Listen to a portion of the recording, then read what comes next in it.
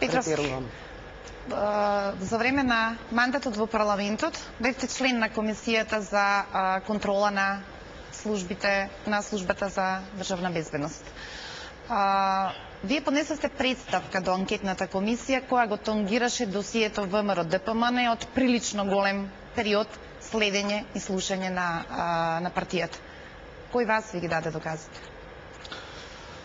Ја имам неколку комплети документи. Ние, како Комисија за контрола на тајните служби во парламент, ги добивме на разгледување. Многу е интересно што и кога имаме во таа сфера државни документи, не се јасни документите. Значи не е јасно како се доаѓа до нив, кој ги дава до парламентот, кој овластува, имиња на началници се бришат. И мислам дека кај нас постоеше во партијата политичка волја да тој случај се отвори, да се донесе закон, да се отворат досиета, но лично сметам дека не се изведе работата до крај. Имаше мало натегање СДСМ ВМРО, значи кога почна господинот Бранко Црвенковски да ја користи целава оваа појава на прислушкување во политички цели, проценувам дека од наша страна реално кога беа загрозени одредени личности, возвратија со тоа, еве ајде сега ние малку да покренеме како било прислушкувано ВМРО.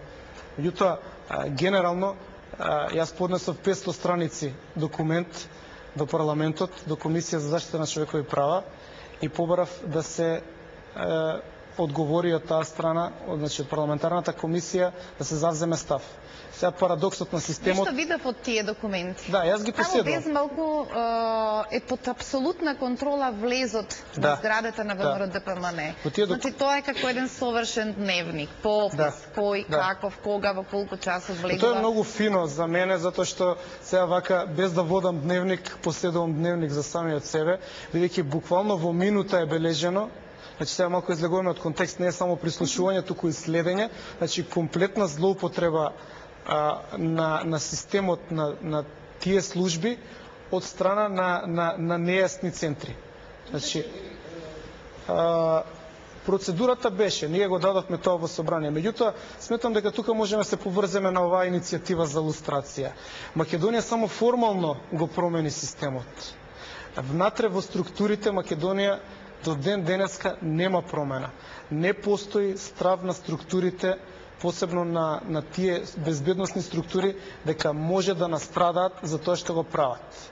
Значи, ние го дадовме тоа во парламентот, помина цел мандат и слушнавме една, ќе ми простите на речникот, една многу безобразна изјава од новиот председател на анкетната комисија во парламентот за заштита на човекови права и слободи, дека агендата на новата комисија не може да биде поврзана со агендата на претходните комисии. Човек кој што бил министер за правда не сме да си дозволи да даде таква изјава. Континуитет во вакви работи мора да постои, работите мора да се разрешуваат. Косова ми тврди дека ќе ја пополни агендата на Мири Младеновска и нема да биде мрзлива и ќе, како би рекла, ќе аплицира повторно и кај оваа. Добро, тоа е личен ангажман да се расветлуваат овие работи. Јас го ценам текстот кој што е даден во Фокус, го читав со внимание. Меѓутоа, она што со таа изјава се кажува е дека тенденцијата работи да се тргнат на страна и да не се затворат. Напротив, мислам дека треба да се даде дополнителна јавност и треба да се покаже со прст на тие луѓе. Не може да кажеме дека тие луѓе се заштитени со закон. Ние добиваме досиеа, меѓутоа имињата на кодошите се поцртани со фломастери, што кај мене буди предпоставка дека тие луѓе и ден денеска го прават истото, зависи кој им дава налог, може да им дава и да се у ДБК може да им дава по лична линија господинот Бранко Црвенковски.